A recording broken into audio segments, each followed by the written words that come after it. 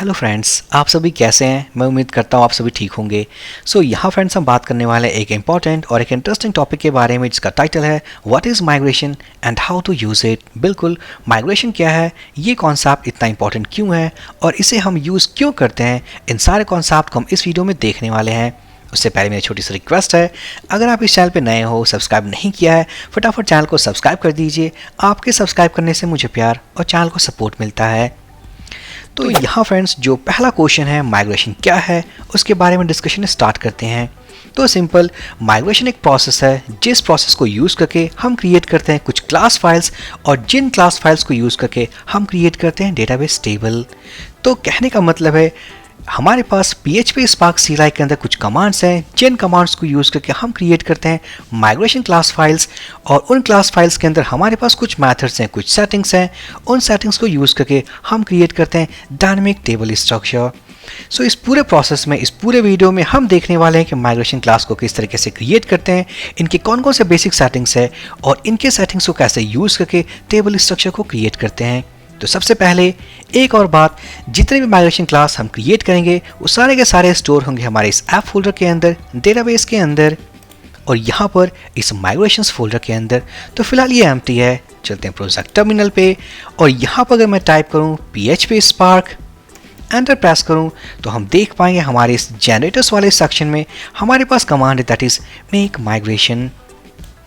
पहले इनिशियली जब ये रिलीज़ हुआ था तो उस केस में जो हमारे पास कमांड था माइग्रेशन फाइल्स क्रिएट करने का, वो थी हमारी माइग्रेट क्रिएट, बट ये डेप्रिकेट हो चुका है।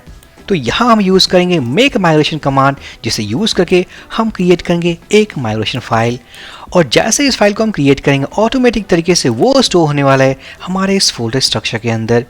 और उस क्लास फाइल को हम यूज़ करके, उसके मेथड्स को यूज़ करके, कुछ और मेथड्स को यूज़ करके हम क्रिएट करेंगे टेबल स्ट्रक्चर।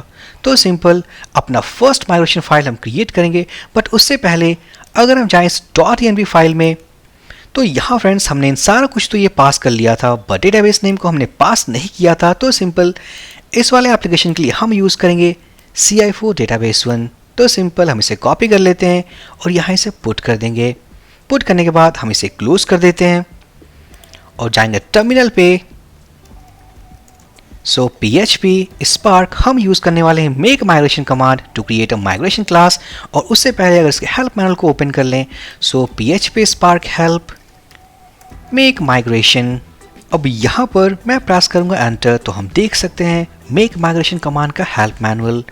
तो यहाँ पर अगर हम इस कमांड को यूज़ करें मेक माइग्रेशन, तो हमें पास करना है एक argument that is the migration class name.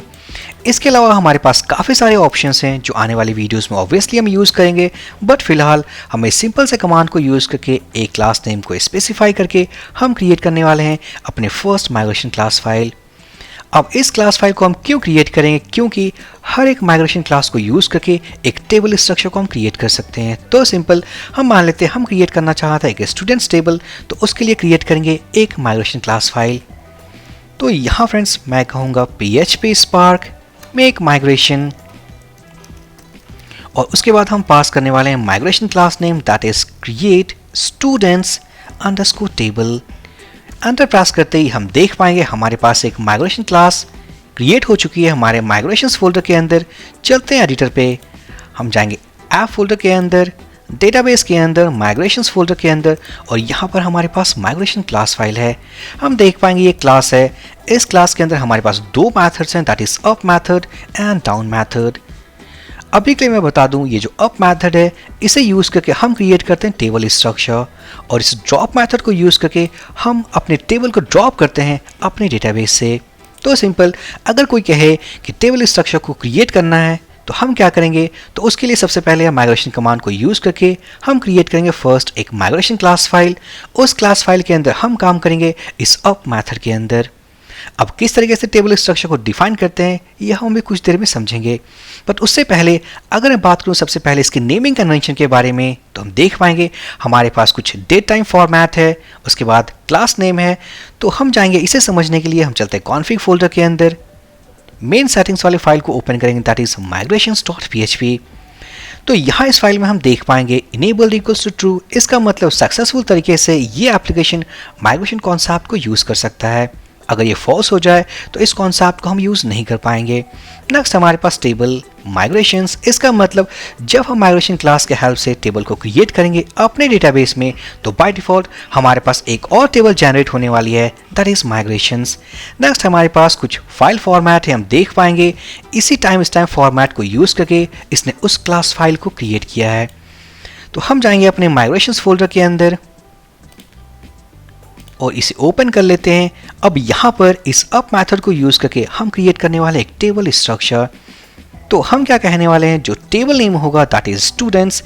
इस टेबल नेम के अंदर हमारे पास जो कॉलम्स होंगे that is ID, name, email, age and created at. So ये कॉलम्स हम क्रिएट करना चाहते हैं अपने स्टूडेंट्स टेबल में। तब इसके स्कीमा को, इसके स्ट्रक्चर को हम डिज़ाइन करने वाले अपने इस अप मेथड के अंदर। तो उसके लिए हम यूज़ करेंगे दिस फॉर्ज। ये एक डेटाबेस ऑब्जेक्ट है।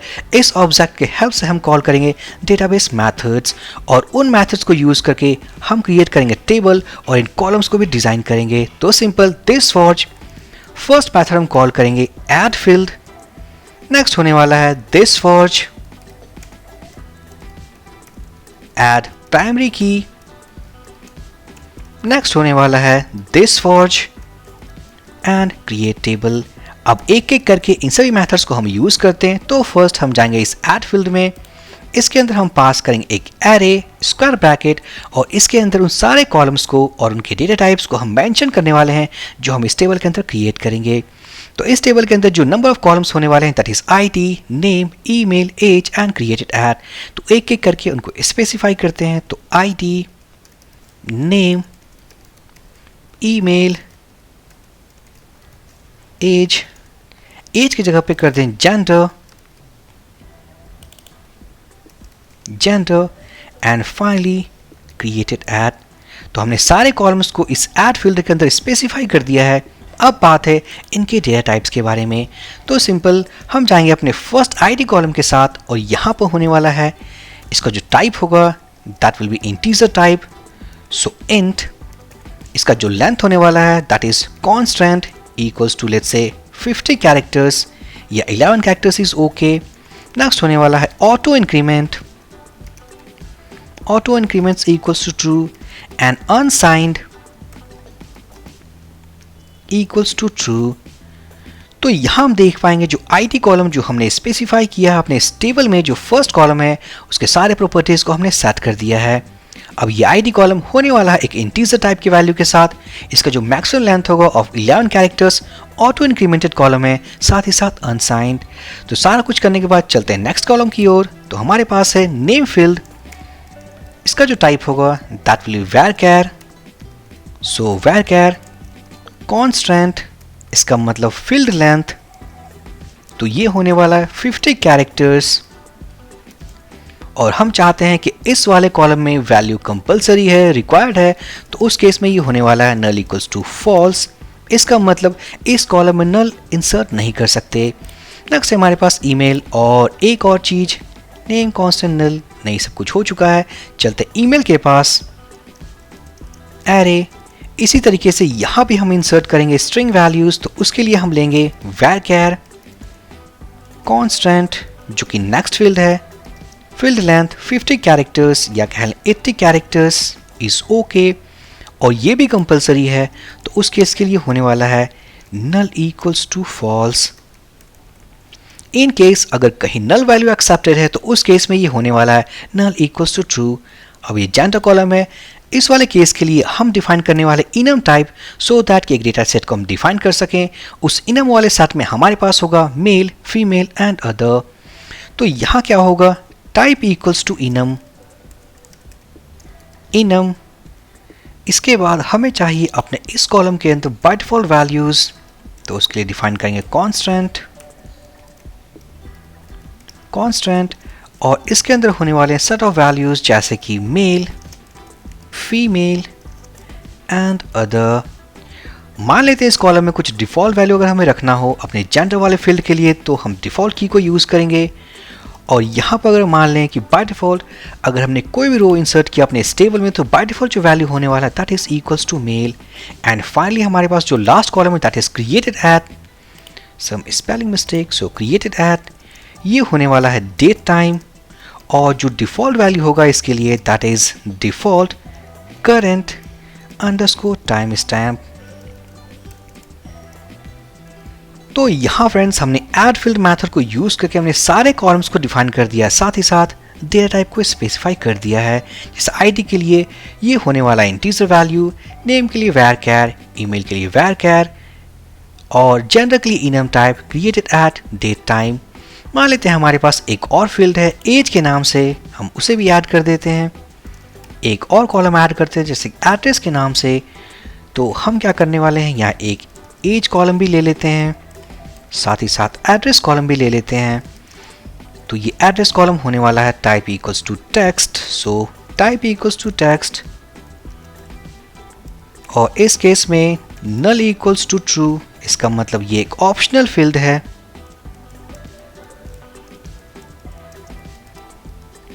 साथ ही साथ अगर हम चलें एज वाले केस के लिए तो ये होने वाला है टाइप इक्वल्स टू इंट, साथ ही साथ null equals to true, null equals to true। तो ये सारे कॉलम्स हमने स्पेसिफाई कर दिए हैं। इस वाले टेबल के स्ट्रक्चर में हमारे पास दो ऑप्शनल फील्ड्स हैं जैसे कि एज और एड्रेस, बाकी सारे के सारे मैंडेटरी हैं। तो यहाँ पर इस सब कुछ डिफाइन करने के बाद चलते हैं अपने नेक्स्ट मेथड की ओर, दैट इज ऐड प्राइमरी की। तो यहाँ पर जो टेबल स्ट्रक्चर हमने क्रिएट किया है, यहाँ पर अगर हमें सेलेक्ट करने को कहे एक प्राइमरी की तो ऑब्वियसली हमें आईडी कॉलम करना है क्योंकि it is auto increment. Auto increment का मतलब होता है अगर आपने किसी कॉलम को ऑटो इंक्रीमेंट डिफाइन किया है तो इसका मतलब अगर आपने कोई रो इंसर्ट किया तो ऑटोमेटिक तरीके से उसकी एक आईडी वैल्यू जनरेट हो जाएगी। अगर हमारे टेबल में कोई भी रो नहीं है तो फर्स्ट रो एंट्री पे उसका होने वाला है आईडी इक्वल्स टू 1 और अगर आपने सेकंड टाइम किया उसकी आईडी होगी 2। तो ये आईडी कॉलम को हम बनाने वाले हैं प्राइमरी की। चलते अपने इस मेथड के अंदर और हम पास करेंगे आईडी। नेक्स्ट समझाएंगे क्रिएट टेबल, जो टेबल नेम होगा दैट इज स्टूडेंट्स। तो सक्सेसफुली हमने अप मेथड के अंदर सारा कोड को बिल्ड कर दिया है। इन सारे कोड को लिखने के बाद चलते हैं प्रोजेक्ट टर्मिनल पे और यहाँ पे अगर मैं टाइप करूँ PHP Spark तो PHP Spark के अंदर हमारे पास एक सेक्शन है कॉल्ड डेटाबेस। तो हम देख पाएंगे command call migrate, migrate refresh, migrate rollback and migrate status. अब इन सारे कमांड्स के बारे में डीप तरीके से हम नेक्स्ट वीडियो में देखेंगे, बट फिलहाल जो माइग्रेशन क्लास हमने डिफाइन किया है, टेबल स्ट्रक्चर जो क्रिएट किया अपने इस अप मेथड के अंदर, अब सिंपली हम इसे माइग्रेट करेंगे।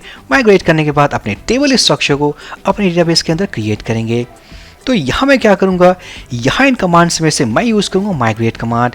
जैसे इस कमांड को हम यूज़ करते हैं तो सिंपली जितने भी माइग्रेशन क्लास हमने इस एप्लीकेशन के अंदर बनाए हैं जो माइग्रेट हमने नहीं किए हैं तो ऑटोमेटिक तरीके से उन सभी माइग्रेशंस को ये माइग्रेट कर देगी और डायनामिक तरीके से टेबल उस डेटाबेस के अंदर क्रिएट हो जाएगी। बट उससे पहले मैं एक कमांड को यूज़ करूँगा दैट इज़ माइग्रेट स्टेटस। तो चलिए यूज़ करते हैं। और उससे भी पहले अगर मैं जाऊँ ब्राउज़र पे इस डेटाबेस के अंदर तो हमारे पास कोई टेबल नहीं है, तो हम क्या करने वाले, simple PHP Spark migrate status. तो टाइप करते ही हम देख पाएंगे हमारे पास एक टेबुलर फॉर्मेट है। इस टेबुलर फॉर्मेट से हम ये समझ सकते हैं कि हमारे पास एक माइग्रेशन क्लास फाइल हमारे इस एप्लीकेशन में है जो कि माइग्रेट नहीं हुई। इसे माइग्रेट करते हैं तो PHP Spark हमारे पास कमांड है कॉल माइग्रेट।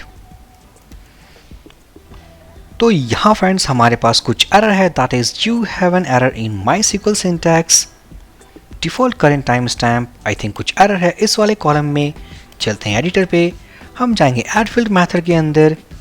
तो जहाँ हमने ऐड किया था क्रिएटेड ऐड, ओके, क्योंकि यहाँ फ्रेंड्स हमारे पास मिस्टेक है। अगर हमने कॉलम को सारा कुछ मेंशन किया एक ही लाइन के अंदर तो सारा कुछ होना चाहिए हमारे उसी कोड्स के अंदर।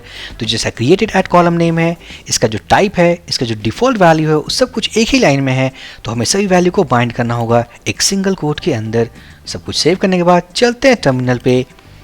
सबसे पहले क्लियर कर लेते हैं PHP Spark माइग्रेट स्टेटस। वापस से माइग्रेट करने वाले हैं तो हम देख पाएंगे हमारी वो माइग्रेशन क्लास फाइल माइग्रेट हो चुकी है।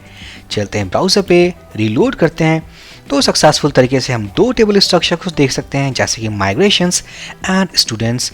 सबसे पहले ओपन करने वाले स्टूडेंट्स, गो टू स्ट्रक्चर, तो हमारे पास वही सारे कॉलम्स हैं जो यहाँ से हमने इस ऐड फील्ड मेथड के थ्रू क्रिएट किया है। एक बार कंफर्म कर लेते हैं। So ID integer type unsigned and auto increment, also it is a primary key. Next है हमारे पास name, email, age, address, gender हम देख सकते हैं इनम टाइप जिसके अंदर कुछ सेट ऑफ वैल्यूज है जो हमने पास किया है and created at default value equals to current timestamp. साथ ही साथ हम ये भी देख सकते हैं कि एज वाले केस के लिए डिफ़ॉल्ट इक्वल्स टू नल, क्योंकि हमने इसे ऑप्शनल बनाया था। साथ ही साथ ये भी default value equals to null, ये भी एक ऑप्शनल फील्ड है।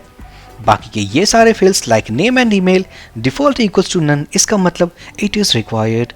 तो सक्सेसफुली फ्रेंड यहाँ हमने इस अप मेथड को यूज़ करके एक टेबल स्ट्रक्चर को क्रिएट किया है, दैट इज़ स्टूडेंट्स। एक और बात, यहाँ हमारे पास इस डेटाबेस में एक और टेबल है कॉल्ड माइग्रेशंस। रिमेंबर, अगर हम जाएं अपने सेटिंग्स के अंदर, मीन्स कॉन्फ़िग फोल्डर के अंदर migrations.php, तो मैंने आपको ये बताया था कि जब भी आप माइग्रेशन कॉन्सेप्ट को यूज़ करके टेबल्स को क्रिएट करते हो तो ऑटोमेटिक तरीके से एक और टेबल जनरेट होता है हमारे डेटाबेस में, दैट इज़ माइग्रेशंस। अगर आप इस टेबल के नेम को यही चेंज कर दोगे सेटिंग्स के अंदर तो ऑटोमेटिक तरीके से वो अपडेटेड नेम यहाँ रिफ्लेक्ट हो जाएगी। सो फ्रेंड्स, हमने माइग्रेशन क्लास को क्रिएट किया, एक टेबल स्ट्रक्चर को क्रिएट किया, साथ ही साथ इसके बेसिक सेटिंग्स को भी समझ लिया है। एक और चीज़ समझ लेते हैं। अब यहाँ पर तो टेबल हमने क्रिएट कर दिया है। अब बात करें अगर टेबल को ड्रॉप करना हो तो किस तरीके से करेंगे, तो उसके लिए हमारे पास इस कोड में एक और मेथड अवेलेबल है, दैट इज़ डाउन। अब डाउन का क्या रोल है, जैसा कि मैंने पहले बताया, इस डाउन मेथड को यूज़ करके हम करते हैं टेबल ड्रॉप। तो यहाँ टेबल ड्रॉप करने के लिए सबसे पहले कमांड को पास करना होगा, सो दिस फॉर्ज ऑब्जेक्ट, और हम कॉल करेंगे ड्रॉप टेबल मेथड और इसके अंदर पास करेंगे टेबल नेम। एक बार हमने पास कर दिया, पास करने के बाद चलते हैं टर्मिनल पे और यहाँ पर इस बार अगर कमांड एग्जीक्यूट करने के पहले चले अपने स्पार्क CLI कमांड लिस्ट में, तो यहाँ पर इस डेटाबेस वाले सेक्शन में हमारे पास एक कमांड है कॉल्ड माइग्रेट रोलबैक। तो इसका मतलब जैसे इस कमांड को हम यूज़ करेंगे तो जो माइग्रेशन हमने माइग्रेट किया है अभी अभी, वो क्या करने वाला है, उस माइग्रेशन क्लास को पिक करेगा। पिक करने के बाद ये जाएगा सिंपल इस डाउन मेथड के अंदर और इस कमांड को एग्जीक्यूट करके सिंपल टेबल को ड्रॉप कर देगा। चलिए देखते हैं। तो हम क्या करने वाले हैं, PHP स्पार्क माइग्रेट रोलबैक। उससे पहले अगर मैं टाइप करूँ स्टेटस तो हम देख पाएंगे ये माइग्रेशन क्लास फाइल जो हमने क्रिएट की थी वो माइग्रेटेड है। अब हम करने वाले हैं roll back, so migrate roll back, enter press करते ही अब देख सकते हैं are you sure want to roll back, हम करना चाहते हैं तो मैं प्रेस करने वाला हूँ Y, एंटर। अगर हम दोबारा से जाए अपने टेबल में मीन्स स्ट्रक्चर में रिलोड करें तो वो टेबल ड्रॉप हो चुका है। और यहाँ फ्रेंड्स अगर मैं टाइप करूँ वापस से स्टेटस वाले कमांड को तो हम देख पाएंगे वो माइग्रेशन जो हमने माइग्रेट किया था वो एम्प्टी है, इसका मतलब वो ड्रॉप हो चुका है। तो सिंपल यहाँ एक और कॉन्सेप्ट को हम समझ सकते हैं कि अब इस टेबल का क्या इंपॉर्टेंट रोल है। इस टेबल का ये इंपॉर्टेंट रोल है कि जितने भी माइग्रेशन क्लास को हम मीन्स माइग्रेट करते हैं, टेबल्स क्रिएट करते हैं, उनके हेल्प से ऑटोमेटिक तरीके से इस टेबल में एंट्री होती है, जिसकी वजह से ये जितने भी कमांड्स जो हम एग्जीक्यूट कर पाते हैं उनको ट्रैक करता है by using this migrations table. अब यहाँ पर अगर हम एग्जीक्यूट करें PHP स्पार्क माइग्रेट कमांड तो यहाँ पर हमारे क्लास माइग्रेट हो चुकी है। अगर हम जाए रिलोड करें तो हम देख सकते हैं एक एंट्री हुई है और यहाँ पर ये वही क्लास फाइल पाथ है जो हमने क्रिएट किया है। तो ऑटोमेटिक तरीके से अगर हम रोल बैक करें तो रोल बैक करने के बाद क्या होगा, बिहाइंड द सीन ये जाने वाला है हमारे इस टेबल में, इसे पिक करने वाला है इस क्लास फाइल को, इसके डाउन मेथड में जाके कमांड को एग्जीक्यूट करके वो टेबल को ड्रॉप कर देगा। तो सिंपल हम एंटर प्रेस करते हैं, Y प्रेस करते हैं तो हम देख पाएंगे table dropped. So finally friends, यहाँ इस वीडियो में हमने काफ़ी सारे इंपॉर्टेंट चीज़ों को देखा। माइग्रेशन क्लास क्या है, किस तरीके से हम इन्हें क्रिएट करते हैं, क्रिएट करने के बाद इसके अप एंड डाउन मेथड्स को किस तरीके से यूज़ करते हैं, और यूज़ करने के बाद एक टेबल स्ट्रक्चर को किस तरीके से प्रिपेयर करते हैं ताकि माइग्रेट करने के बाद हम टेबल को क्रिएट कर पाएँ। सो आई होप ये वीडियो काफ़ी इंपॉर्टेंट है। सो प्लीज़ लाइक कर दें, कमेंट कर दें, चैनल को सब्सक्राइब कर दें। हम मिलते हैं अपने नेक्स्ट वीडियो में। So for this video session guys, thank you for watching and have a great day.